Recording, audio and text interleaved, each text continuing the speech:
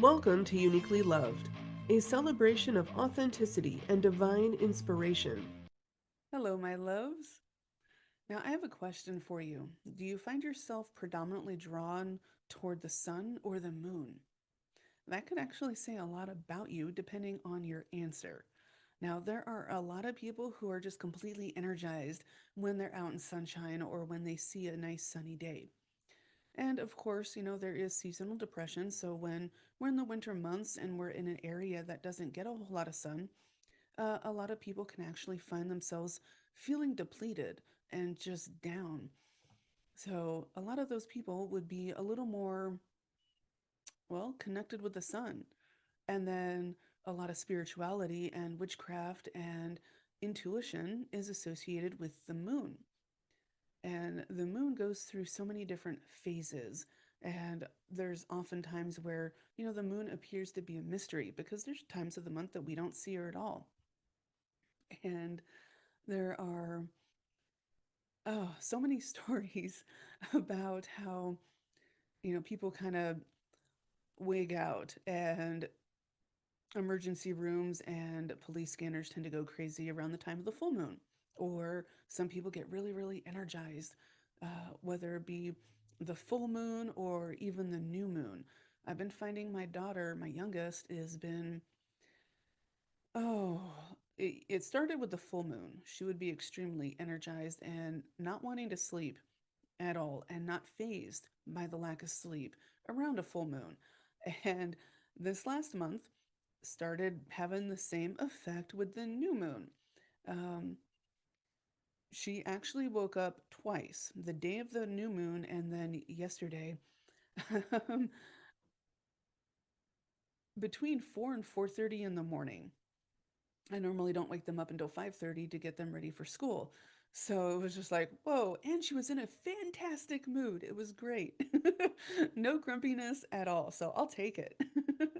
But I have noticed, even though my daughter is 5, depending on the cycle of the moon and where it is, uh, I can kind of predict a little bit about my daughter's moodiness or her energy levels or just so much. I mean, she is so in tune with her skills, anyways. And then my oldest, she seems to be aligned with both the sun and the moon. And it's really interesting because, well, my youngest is an earth sign. So I don't know. The water is normally associated with the moon. So I find that a little funny because, the earth is more nourished by the sun. So I kind of assumed she'd go that way. She's proven me wrong uh, a lot. My oldest, however, is a water sign, and she has a huge, um, loving heart, and she wants to be an artist, and she wants to heal the world and save all the animals, and I love it. Um, but she is very much aligned with both the sun and the moon as she sees absolute vitality and beauty in everything. And she is bright like the sun, but still nurturing and intuitive like the moon. So, where do you find yourself lying on the spectrum of these different energies? Because I find it all fascinating. And the more that we become aware of how our energy rises and falls with these natural cycles, we can actually determine or even predict, um, well, how our energy might react later on in a month when, uh, it might be a new moon and we're feeling energized and great. And then we make plans later on in the month because we're feeling great. So we accept an invitation, whether it be for work or play or going out. And then the day gets here and it's just like, I'm drained. Why did I agree to that? So it can help give us some clues if we notice a pattern and we take note of it. And I mean, once we take note of patterns, we can also change them. So, but we have to become aware of them first. But it takes journaling or at least marking on a calendar, like how you're feeling with certain aspects. For those who are more aligned with the sun, um, taking note of like really cloudy days versus the really sunny days. that can also give you clues. So, it might be a lot of people would think, oh, it's dull and dreary because, there's a whole bunch of clouds and it's raining and everything else. Um, and they would attribute that for them feeling kind of blah. When in reality, it's you're not getting that sun. You're not getting that warmth and vitality just flowing down on you. And once we notice that pattern, we can better predict how we're doing, or how we think we're going to be feeling in the future when we set up plans or make goals. And we can align our energy when we're really, really high, or at least feeling really, really good, um, to different things that we intend to do, like manifesting. The new moon and the full moon are perfect times to start visualizing, planning, preparing for all our hopes and dreams. Um, Doing little rituals, whether it be journaling and dreaming your dream life, and then just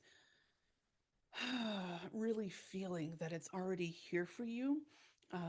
Lighting candles, combining some herbs and crystals, and be like, all right, you're going to help me set my intentions for this dream out into the universe so it comes to fruition. Um, so, the more that we focus and learn our own energy patterns, the better we can actually manipulate them and use them to our advantage. And when I say manipulate or change them, it's like, okay, the sun hasn't been out in a while. We got some storms, it's winter, whatnot. I'm feeling blah. Okay, well, UV lights help. They work wonders for helping people with seasonal depression. Another way that we can do that is visualize and connect our own energy to the energy of the sun. Now, I am going to channel the energy of the sun to you now so you can start to actually feel, or sense, because everyone's at a different level. You may not feel it right away, but a part of you is, because our soul is receptive no matter our skill level in the physical.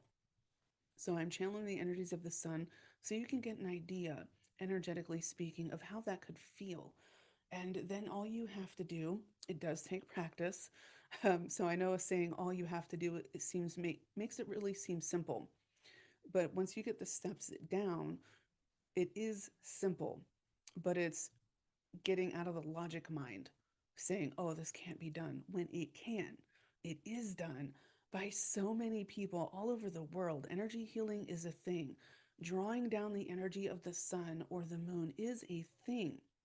And all you do is visualize, sense, or think, meaning intend, because we're focusing our will to reach up and touch the sun. Soak up all that warmth, all that vitality, all that luminescence, and the energies and the nutrients that we need for it. Now, this does not replace getting vitamin D, um, but it does energetically help us shift our energy and feel better, feel more vibrant and more nourished. And we can do the exact same thing with the moon as well. We don't actually have to wait until a full moon to be able to draw down the energy of a full moon. It does help, especially when you're new into the practice, but we can do that at any time with practice, with our intention, with focusing our own will. It's a wonderful, wonderful way to get in tune with the cosmos, with the universe, with the sun and the moon, with the stars. Oh, I love energy healing. Once I realized that I could actually tap into the energies that I could feel around me. At first, I thought they were only emotions. And then I shifted how I perceive emotions to being, oh, they have an energy or a life all their own. So does the sun, so does the moon. And the more that we can balance them within us, it's a beautiful thing. Start with what you're aligned with more, because that's what you're going to feel more with. And every time we get drawn to something, whether it be the sun or the moon or a pretty flower, that something within that is calling out to us for a reason. So the moon is all about intuition, the subconscious, illusion, magic, transformation. The moon reflects the sunlight. So it provides us a wonderful reflection of the healing that we need to do in order to keep growing and expanding. It provides a wonderful pool for us to just kind of release all our emotions, everything heavy into, if we so desire. It's also extremely protective. I know many people who draw down the energy of the moon to form a divine white bubble of light of protection around them before they go anywhere. And then the sun is life giving, nourishing, vibrant. It helps us feel alive. And then we got the colors yellow and orange, which are predominantly joyful, creative, happy. And that flower that I mentioned earlier, perhaps it's a certain color. If you're drawn to it, something within that color or that scent is calling to you. And when I said it, I only said it because I had a picture of a pretty yellow flower in my mind. Um, so that might resonate with somebody. Yellow is a color of joy, of happiness. It is the color of the sun and the stars. So start becoming aware of how your energy fluctuates. Ah, I channeled the energy of the sun. Let me channel the energy of the moon to you now. For me, it kind of feels very cooling and soothing. In this way, you can get an idea of how each of them are.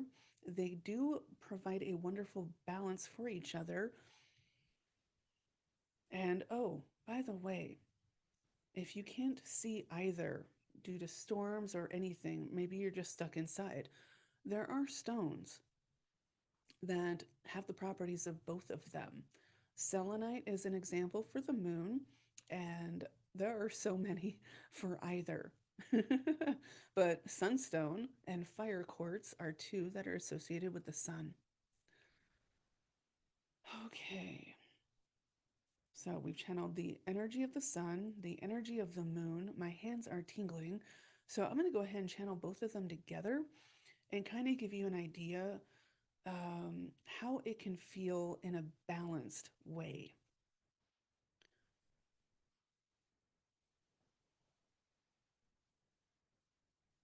Some may feel sensations of warmth and coolness. Some may just feel little tingles, whether it be on the hands or the side of the body. Sometimes the feet. My feet tend to, I don't know, it's like I'm stepping on a phone that's, on vibrate and getting text messages. I will feel that quite often sometimes when when I'm connecting to the earth. Um, Sometimes I'll feel warmth like I'm actually outside and I can feel the warmth of the sun on my hair and I'm still indoors. So there's nothing wrong with any of these sensations and they are not to be feared at all, I promise you. Those are the energies of either your guides, your ancestors, or your soul reaching out and being like, all right, I need a little bit of this happiness right here. Oh, there's some hope. I need that. And it's just you and your soul and your heart balancing your all your internal energetic systems. So become self-aware of how your energy fluctuates and then play around with it and see if you can actually affect change within yourself. And that is a wonderful way to start learning how to work with energy. I hope you enjoyed. I love you. I support you. Always remember, you are accepted, you are valid, and you are loved.